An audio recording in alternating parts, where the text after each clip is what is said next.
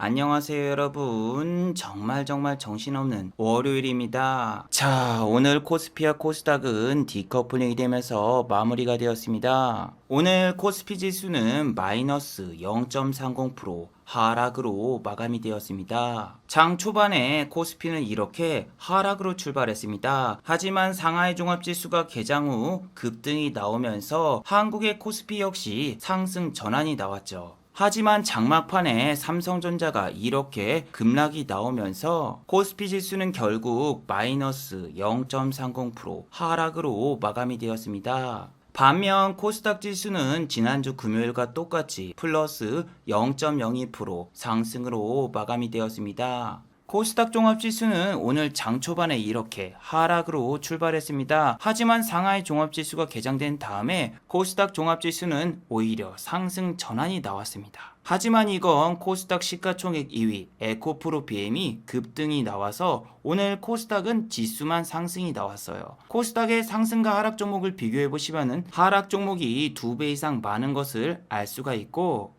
오늘은 연기금을 포함한 외국인과 기관이 삼성전자를 대량으로 매도하는 모습을 보여주었습니다. 자, 그런데 오늘은 삼성전자의 이재용 부회장이 사면이 되느냐 가석방이 되느냐가 결정되는 아주 중요한 날이죠. 자, 그렇다면 만약에 이재용 부회장이 사면이 되거나 혹은 가석방이 될 경우에는 한국 증시는 어떤 모습을 보여줄까요? 오늘처럼 또 코스피와 코스닥을 외국인과 기관이 양매도를 하면서 한국 증시는 하락하는 모습을 보여줄까요? 아니면 내일은 외국인과 기관의 양매수가 들어오면서 한국 증시는 상승하는 모습을 보여줄까요? 오늘 이 시간에 한번 알아보도록 하죠. 자, 지금 시각이 3시 41분입니다. 시간의 단일가, 유럽장, 미국장, 그리고 야간 선물도 다 끝나지 않았습니다. 그래서 매까지는 배제를 해보고 진행해 보도록 하겠습니다. 자, 그럼 먼저 해외 시황과 국내 시황, 그리고 오늘의 특징주를 한번 살펴보도록 하겠습니다. 자, 그럼 먼저 해외 시황입니다. 자, 오늘은 월요일이라서 아직 다우와 나스닥 그리고 유럽 증시가 개장하지 않았습니다. 그래서 아시아 증시를 먼저 살펴보시면은 오늘 아시아 증시 대부분은 이렇게 상승으로 마감이 되었습니다. 상하이 종합지수는 현재 1%대 급등이 나오고 있고, 홍콩 항생지수 역시 이렇게 상승 중이죠. 일본의 니케이는 야마노히 산의 날로 인해서 휴장이었고, 대만 같은 경우에는 오늘 TSMC의 주가가 상승을 했는데도 불구하고 이렇게 하락으로 마감이 되었습니다. 오늘 중국의 상하이 종합지수가 급등한 이유는 바로 중국에서 발표한 물가지표에 있었습니다. 오늘 중국에서 발표된 소비자 물가지수는 전년 동월 대비해서 플러스 1% 상승이 나왔으며, 생산자 물가지수는 무려 9%나 상승이 나왔습니다. 소비자 물가지수와 생산자 물가지수는 시장 전망치 예상을 뛰어넘었고, 그로 인해서 상하이 종합지수는 마이너스 0.56%에서 플러스 1%대 상승 전환이 나왔어요. 반면 오늘 코스피와 코스닥은 한국의 개별적인 이벤트로 인해서 상승하지 못했죠. 이번 주는 한국의 옵션 만기일 이벤트와 MSCI 분기 리뷰, 그리고 삼성전자 부회장인 이재용 씨의 석방 여부가 결정되는 날이죠. 특히 오늘은 기관 투자자들이 삼성전자를 대량으로 던지면서 코스피를 무려 7,400억이나 매도했습니다. 지난주 8월 5일과 8월 4일에는 기관 투자자가 1조 원 이상 순매수를 했는데 단 이틀 만에 1조 원을 전부 매도하고 말았어요. 특히 오늘 매도 주체를 자세히 보시면은 연기금의 대량 매도가 나왔습니다. 금융투자 같은 경우에는 오늘 생각보다 그렇게 크게 매도하지 않았는데, 역시 옵션 만기일주라서 투신과 연기금도 대량의 매도가 발생하고 있죠. 자, 그리고 이재용 씨의 가석방 여부가 오늘 결론이 나요. 자, 오늘 2시부터서 법무부에서는 가석방 심사위원회가 개최됩니다. 이번 가석방 심사위원회에는 이재용 씨도 명단에 올라와 있기 때문에 이재용 씨 석방 여부는 아마 오늘 장이 다 끝나고 나올 것 같아요. 만약에 여러분 이재용 씨가 가석방이 안 되거나 혹은 사면이 안 될 경우에는 호텔 신라 관련주가 상승이 나오는데, 호텔 신라 관련주가 상승이 나오는 거는 과거에 이재용 씨의 대안으로 이부진 씨가 언급돼서죠. 삼성전자의 경영권이 이부진 씨에게 넘어갈 수 있다, 이러한 찌라시 때문에 오늘 호텔 신라 우 같은 경우에는 플러스 4.76% 상승으로 마감이 되었죠. 자, 그런데 이런 종목들은 지난번에도 봤지만 이재용 씨 사면이라던가 혹은 이재용 씨 구속 뉴스가 나올 때마다 이렇게 잠깐 갭이 떠가지고 52주 신고가를 찍지만 결국에는 다시 제자리로 돌아와 버리고 말아요. 그래서 내일 어떠한 결과가 나오든 호텔 신라 우선주는 하락할 가능성이 상당히 높습니다. 자, 그리고 오늘 장이 안 좋은데도 불구하고 반도체 관련주들은 이렇게 대부분 상승으로 마무리가 되었습니다. 자, 오늘도 지난주와 똑같죠. 아침부터서 코스닥 종목이 1000종목 가까이 하락을 하고 있고 코스피 종목은 600종목 가까이가 하락을 하고 있어요. 코스피와 코스닥에 상장된 80% 이상의 종목들이 하락 중이란 이야기죠. 그런데도 오늘 반도체 관련주들은 종가에 이렇게 말아 올리면서 결국 상승으로 마감이 되었습니다. 자, 테스의 차트를 보시면은 장중에는 계속 마이너스였는데 동시효과 때 갑자기 이렇게 끌어올리면서 결국 오늘 플러스 0.78% 상승으로 마감이 되었죠. 자, 테스의 수급을 보시면은 연기금이 이렇게 막판에 이렇게 끌어올렸거든요. 그런데 여러분, 오늘 중소형 반도체주들 장막판에 수급을 체크해 보셨나요? 장막판에 연기금이 모두 다 매수를 하면서 종가 고가로 간 반도체주들이 상당히 많아요. 한미 반도체 역시 종가 고가로 마무리되면서 플러스 1.76% 상승으로 마감이 되었죠. 자, 차트가 여러분 데칼코마니입니다. 아까 보셨던 테스처럼 종가에 이렇게 연기금이 끌어올렸고, 하나마이크론 보세요. 동시효과 때 이렇게 끌어올리면서 하나마이크론은 무려 오늘 플러스 2.45% 상승으로 마감이 되었어요. 오늘 정말 안 오른 반도체주를 찾아보기가 힘들어요. KC텍 같은 경우에는 외국인이랑 기관에 동반 양매수가 들어오면서 오늘 플러스 2.86% 상승으로 마감이 되었고, 아침부터 유닛짜장, 유닛테스트 같은 경우에는 이렇게 대량의 수급이 들어오면서 장 초반부터서 큰 상승세를 보여주었어요. 그런데 종가는 어떻죠? 더 올라갔습니다. 장중에 5.30%까지 상승이 나왔고, 수급을 보시면은 외국인과 기관에 동반 양매수가 들어왔죠.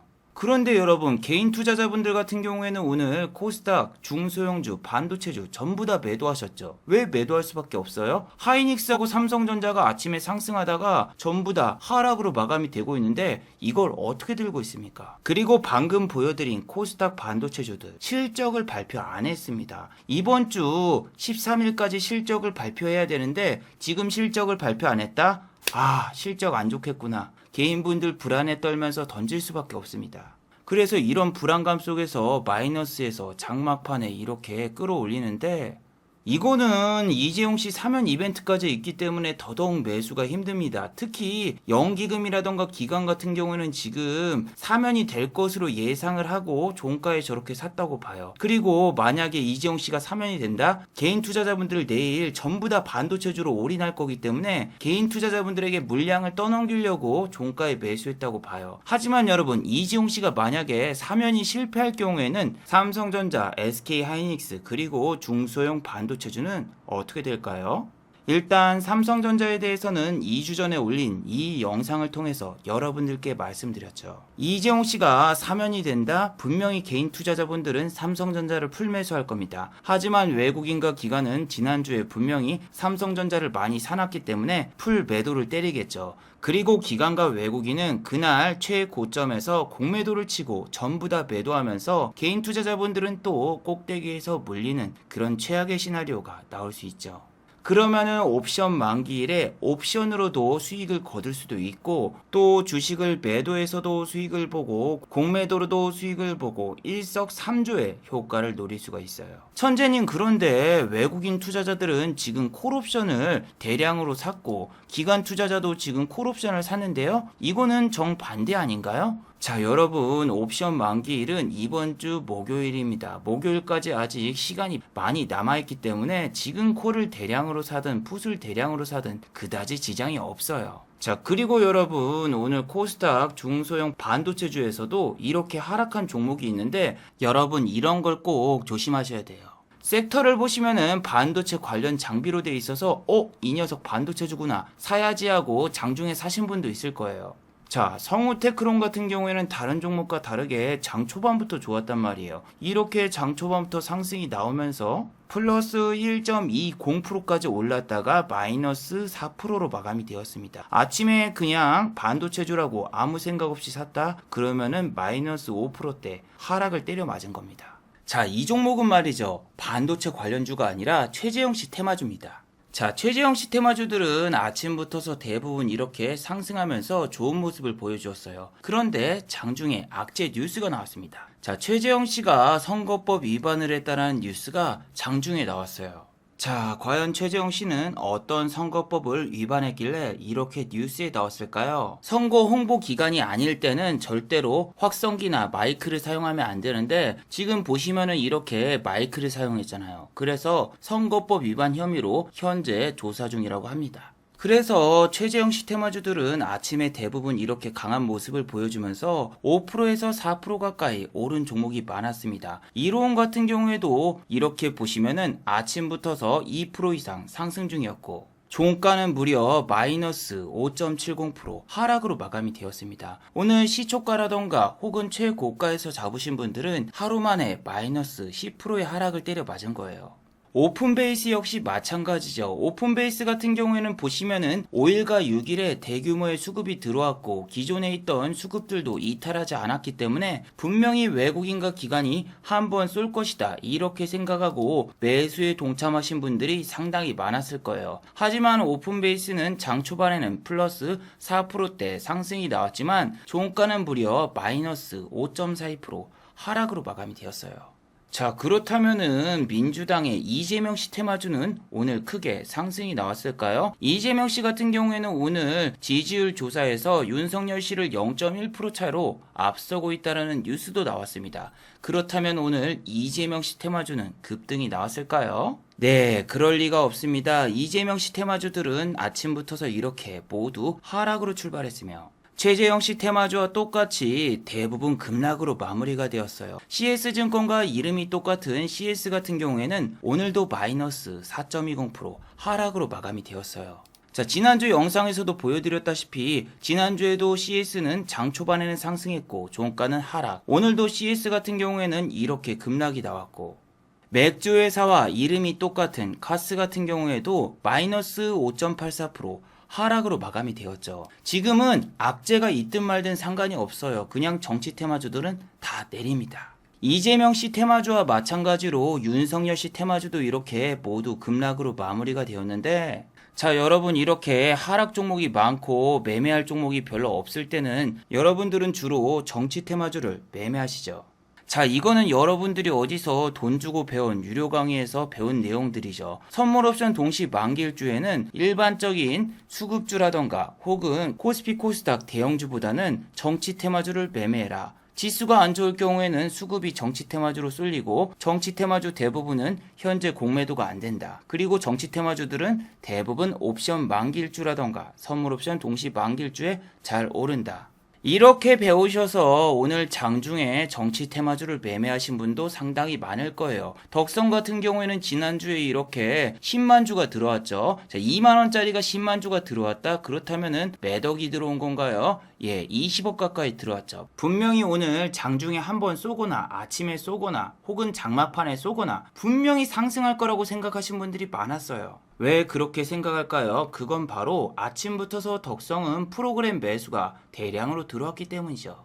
자, 덕성은 오늘 아침 마이너스 1.05% 하락으로 출발했고 장중에 단 한 번에 상승이 나오지 않았어요. 정말 이상하죠? 여러분들이 배운 내용대로라면은 외국인과 기관의 수급들이 살아있기 때문에 얘네들은 종가를 방어해주거나 혹은 장중에 플러스로 전환시켜서 먹튀를 하기 위해서 나가야 되는데, 외국인과 기관은 이렇게 매수가 들어와도 밑에서만 사니까 주가는 계속 내리고, 또 주가가 과거에는 이렇게 하락해봤자 한 달 안에 반등이 나왔는데 지금은 고점 대비해서 30% 이상, 아니 50% 이상 빠졌어도 어떤가요? 반등은커녕 상승도 제대로 나오지 않죠. 이게 원래 한국의 박스피 장입니다. 자, 덕성이라던가 이런 종목 과거에는 한 달 만에 반등도 나오고 또 공매도가 없을 때는 이렇게 상승도 많이 나왔는데, 이 종목은 여러분 공매도가 안 되는 종목인데도 계속 내리고 있죠. 자, 여러분들이 어디 유료 강의에서 배운 수급이 살아있고 삼은봉에 매매하라, 삼은봉 매매법, 과거에는 통했죠. 자, 지금은 어떤가요?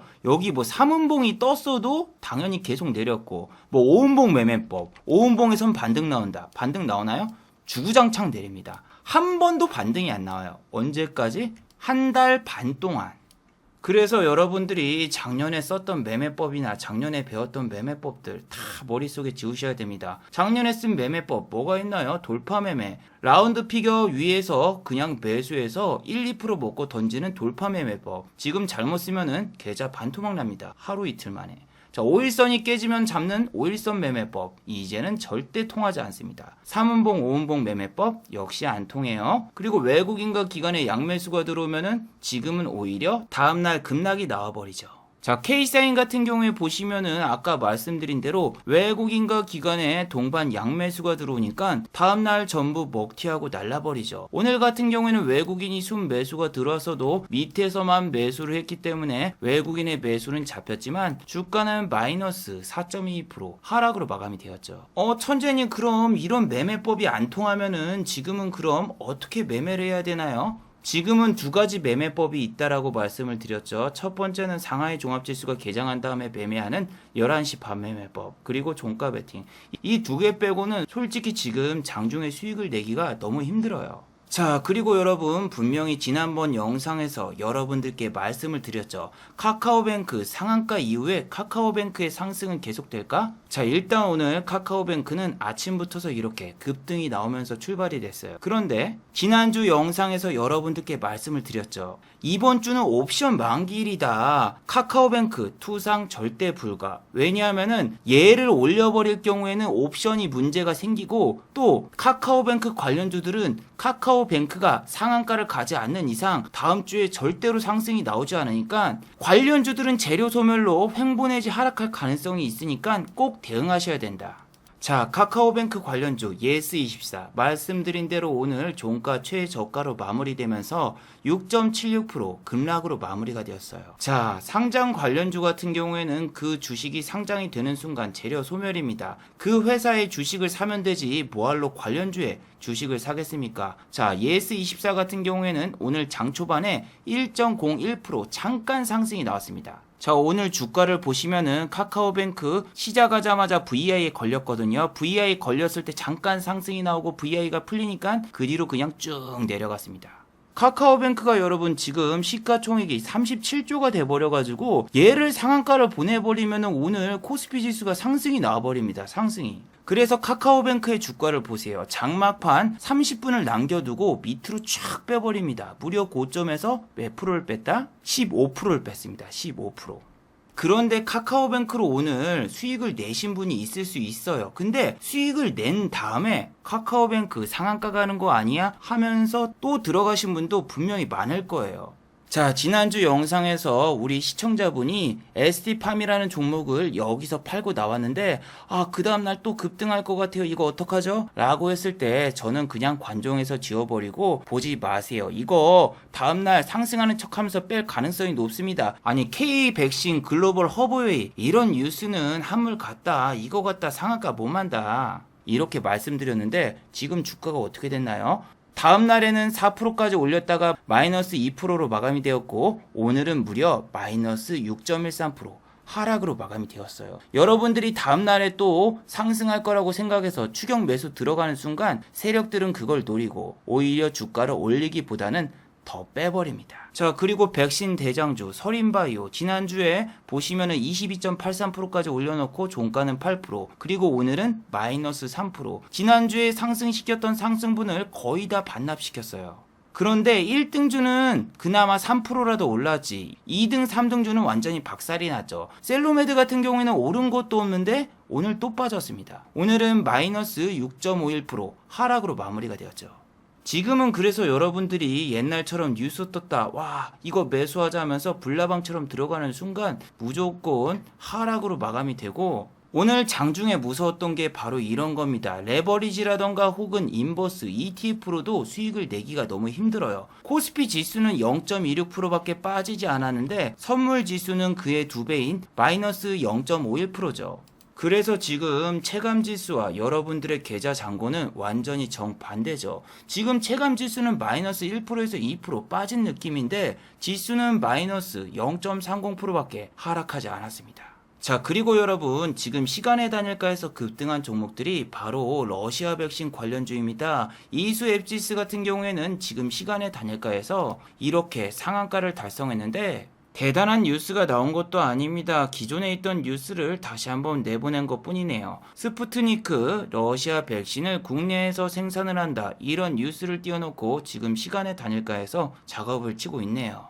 자, 러시아 백신 관련주들은 특히 조심해야 되는 게 바로 상장 폐지가 될 수 있습니다. 다른 주식과 달리 얘네들은 지금 5년 연속 이렇게 적자를 보이고 있고 현재 실적 발표도 하지 않았습니다. 이수앱지스가 내일 만약에 갭을 빵 띄운 다음에 다시 음봉으로 마무리가 돼봐요. 그리고 이번 주 8월 13일까지 실적을 발표해야 되니까 실적이 악화됐다 뉴스 나오면은 이런 데서 그냥 밑에까지 쫙 내려가 버립니다. 이 종목이 과거처럼 이렇게 상한가 2방을 가거나 3방을 가거나 그럴 일은 절대로 없고, 외국인 투자자는 이렇게 이틀 동안 매집한 물량이 있습니다. 약 50만 주 정도 되는데 이런 뉴스들은 호식이 2마리 치킨처럼 여러분들을 그냥 꼬시려고 내보낸 뉴스일 뿐이에요. 자, 그리고 여러분 드디어 내일은 크래프톤이 상장을 하네요. 카카오뱅크 같은 경우에는 상한가를 갔으니까 크래프톤도 상한가를 갈까, 이렇게 생각하시는 분도 있을지 모르겠지만 일단 크래프톤 관련주들은 오늘 모두 하락으로 마감이 되었죠.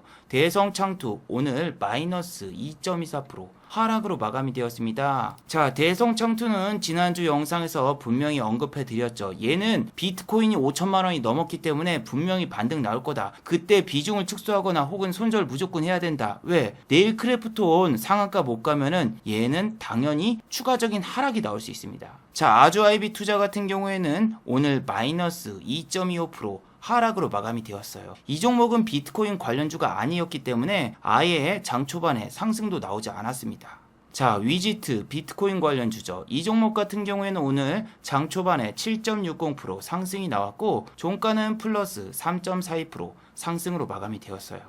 수급을 살펴보시면은 외국인 투자자는 전부 매도를 했고 개인 투자자만 오늘 순매수를 했죠. 에이티넘 인베스트먼트 같은 경우에는 위지트보다 훨씬 더 좋은 모습을 보여주었습니다. 수급을 보시면은 개인만 매도를 했고 외국인은 소량 매수를 했으며 장중에 9.61%까지 상승이 나왔다가 종가는 플러스 5.34% 상승으로 마무리가 되었어요.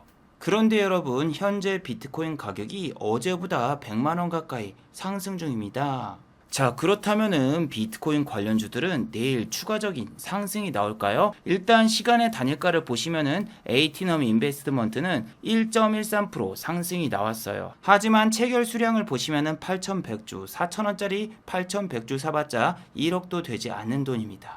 그리고 비트코인이 신고가를 돌파한 것도 아니고 저점에서 고작 100만원 더 올랐다고 해서 내일도 크게 상승이 나오진 않을 거예요. 비트코인이 다시 6천만원을 돌파하면 모를까, 지금 뭐 100만원 오른다고 해서 그렇게 크게 주목받을 이슈는 아니에요. 자, 여러분들은 오늘 어떤 종목 어떤 섹터를 매매하셨나요? 오늘 같은 경우에는 2차전지 관련주가 급등이 나왔죠. 신성 델타테크라는 종목은 오늘 23.08% 상승으로 마감이 되었어요. 자, 이 종목을 보시면은 장중에 상한가를 터치했다가 동시효과 때 이렇게 풀려버린 아주 쓰레기 같은 모습을 보여주면서 마무리가 되었어요. 자, 수급을 보시면은 개인 투자자만 이렇게 매도를 하고 외국인 투자자가 이렇게 매수를 했죠. 그러면은 혹시라도 시간의 단일가에서 상한가를 말지 않았을까? 물리신 개인 투자자분들은 이렇게 생각하시겠지만 안타깝게도 시간의 단일가에서도 마이너스 2.50% 하락으로 마감이 되었습니다. 왜냐하면은 이 종목 같은 경우에는 5시 11분에 한 가지 공시가 나왔는데 신성 델타테크의 임원들이 주식을 이렇게 매도했다라는 공시가 나와버렸죠. 대주주라던가 임원들이 주식을 매도하는 거는 무조건 큰 악재예요. 자, 그리고 2차전지 관련주 1등주는 에코프로였습니다. 에코프로는 오늘 장 초반부터 이렇게 20% 넘는 급등이 나왔고 종가는 결국 상한가로 마무리가 되었어요. 에코프로 같은 경우에는 자회사인 에코프로 BM이 MSCI 지수에 편입이 될 수 있다는 뉴스 때문에 지금 저렇게 상한가를 갔어요.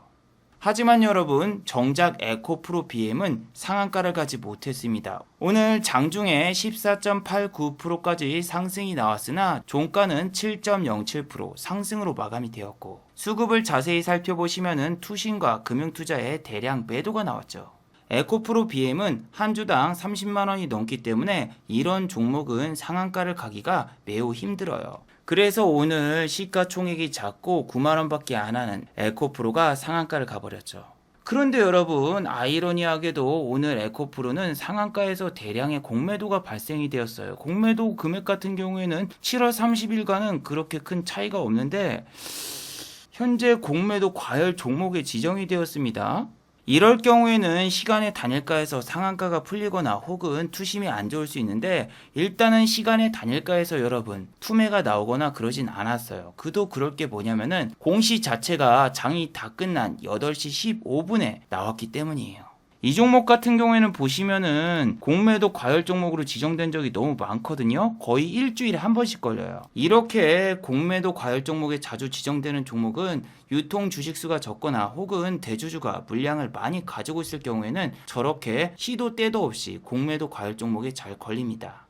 그래서 에코프로가 지금 공매도 과열 종목에 지정이 됐다 해서 내일 뭐 크게 급락이 나올 거라는 생각은 잘 안 들어요. 보통 상한가를 보내면은 이런 데서 한 4, 5% 정도 뺀 다음에 아래 꼬리를 달면서 마감이 되거나 혹은 꽉 찬 음봉으로 마무리가 되는 경우가 많은데 얘가 갑자기 막 85,000원까지 막 내려가면서 다 깨고 그러진 않을 거예요. 그러려면은 외국인과 기관이 지금 가지고 있는 수량을 던질 수 있게 거래량이 훨씬 더 많이 터져야 되는데 지금 얘네들이 가지고 있는 수량 다 던지려면은 그렇게까지 많이 못 뺄 것으로 보여져요. 물론 막 찌라시를 한 4-5개 막 뿌리면서 개인 투자자분들 유혹한 다음에 거래량을 빵 터트린 다음에는 던질 수 있겠지만 설마 그렇게 하드코어적으로 뺄까요? 내일은 그렇게까지는 뺄 것 같진 않아 보이네요. 자, 그리고 오늘 상한가를 간 세진 TS라는 종목이 있죠. 이 종목 같은 경우에는 메타버스 이슈로 올랐습니다. 자, 세진 TS 같은 경우에는 삼성 디스플레이하고 LG 디스플레이 부품을 공급하는 업체거든요. 아니 그런데 지난번에도 뉴스 하나 빵 띄우더니 이렇게 장 초반에 20%를 급등시켜 놓고 종가는 플러스 7.97%로 마감이 되었단 말이에요. 근데 그 다음날 이렇게 다시 상한가를 보낸다. 이건 거의 지난번 하나 SB 아이스팩이랑 비슷하게 가는데 얘도 이렇게 빵 띄웠다가 다 뺐다가 이틀 뒤에 올리고 두 종목 다 특징은 시장에 유통되는 주식이 거의 없는 품절주라서 이렇게 장난을 칠 수 있는 거죠. 오늘 수급을 보시면은 외국인과 기관이 동반 매수를 했지만 유통되는 주식수가 거의 없는 품절주 같은 주식이라서 30분 만에 이렇게 상한가를 말아버렸어요. 자, 그리고 여러분 드디어 이재용씨 가석방이 결정이 되었습니다. 사면과 가석방은 여러분 엄연히 다릅니다. 사면과 가석방의 가장 큰 차이점은 바로 경영권 참여죠. 취업 제한에 활동 제한이 있기 때문에 당연히 회사 취직에도 문제가 있고 이재용씨 같은 경우에는 삼성전자의 미등기 임원으로 등록이 돼 있어서 무보수로 재직을 하고 있어요. 그래서 법을 어떻게 해석하느냐에 따라서 다른데 경영권 참여도 가능할 것으로 보고 있는 언론사들도 상당히 많거든요. 그래서 삼성 측 입장에서는 가석방보다는 사면을 원했는데 일단 가석방이 확정이 되었으니까 내일 호텔신라 우선주는 하락으로 출발을 하겠네요. 그리고 여러분 2차 전지 관련주는 8월 11일 날 MSCI 분기 리뷰가 나오면서 에코프로 BM이 만약에 MSCI 지수에 편입이 되지 않으면은 또 다른 하락이 나올 수 있으니까 꼭 주의를 하셔야 돼요. 지금은 여러분 주식이 되게 짧게 올려요. 잠깐 올렸다가 다 빼버리거든요. JYP도 보시면은 오늘 아침에 5.48%까지 올렸잖아요. 근데 종가는 1.83%로 마감이 되었어요. 근데 JYP 특징은 3, 4일 동안만 한 번에 촥 쏘고 바로 다 빼버려. 근데 여기서 뺀 다음에 2주 정도를 조정을 줘요. 항상. 2주 정도. 여기서 여기까지는 한 달 이상 조정을 줬는데 이번에도 여기서 하나, 둘, 셋, 넷 상승할 수 있는 기간이 나올 게 다 나와버려서 추가적인 상승보다는 옵션 만기일 기간에 횡보를 하면서 개인 투자자분들을 유혹한 다음에 옵션 만기일이 끝나고 확 빼버리는 그런 패턴도 나올 수 있습니다. 자, 구리 관련주 대한전선도 보세요. 하나, 둘, 이틀 딱 띄워놓고 다시 다 빼버리기. 대원전선 같은 경우에는 윤석열 씨 테마주기 때문에 구리 이슈보다 윤석열 씨 악재가 더 커서 이렇게 상승폭을 모두 반납하고 지금 상당히 안 좋은 모습을 보이고 있죠.